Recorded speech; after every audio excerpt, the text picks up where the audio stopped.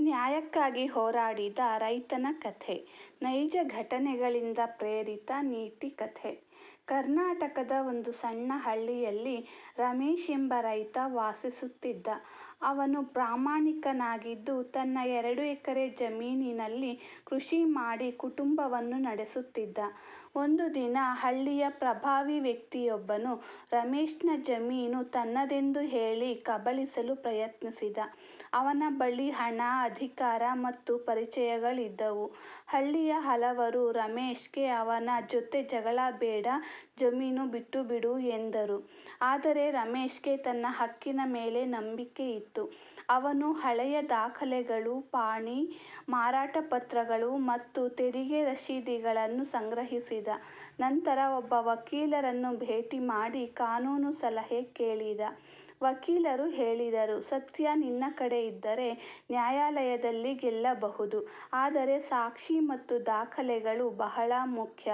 ರಮೇಶ್ ನ್ಯಾಯಾಲಯದಲ್ಲಿ ದಾವೆ ಹೂಡಿದ. ಪ್ರಕರಣ ಹಲವು ವರ್ಷಗಳ ಕಾಲ ನಡೆಯಿತು. ಕೆಲವರು ಅವನಿಗೆ ಬೆದರಿಕೆ ಹಾಕಿದರು.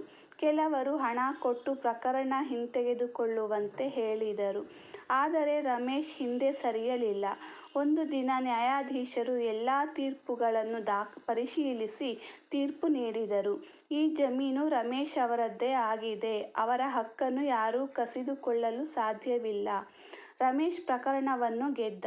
ಹಳ್ಳಿಯ ಜನರೆಲ್ಲ ಆಶ್ಚರ್ಯಪಟ್ಟರು. ಹಣ ಮತ್ತು ಅಧಿಕಾರಕ್ಕಿಂತ ಕಾನೂನು ಹಾಗೂ ಸತ್ಯ ದೊಡ್ಡದು ಎಂಬುದು ಎಲ್ಲರಿಗೂ ತಿಳಿಯಿತು.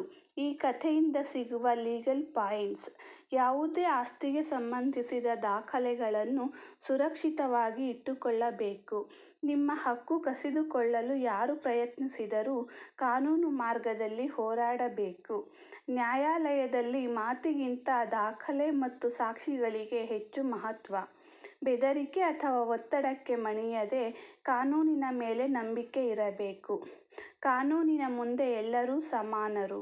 ಕಥೆಯ ನೀತಿ: ಸತ್ಯಕ್ಕೆ ದಾಖಲೆಗಳ ಬೆಂಬಲ ಇದ್ದರೆ ನ್ಯಾಯ ತಡವಾಗಬಹುದು, ಆದರೆ ಸೋಲುವುದಿಲ್ಲ.